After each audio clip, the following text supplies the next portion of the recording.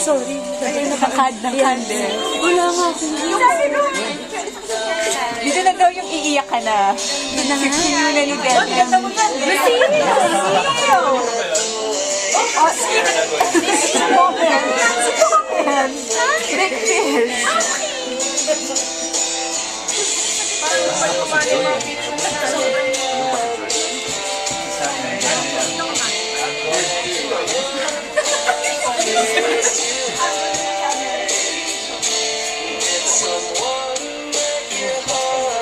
Wala na doon. Wala na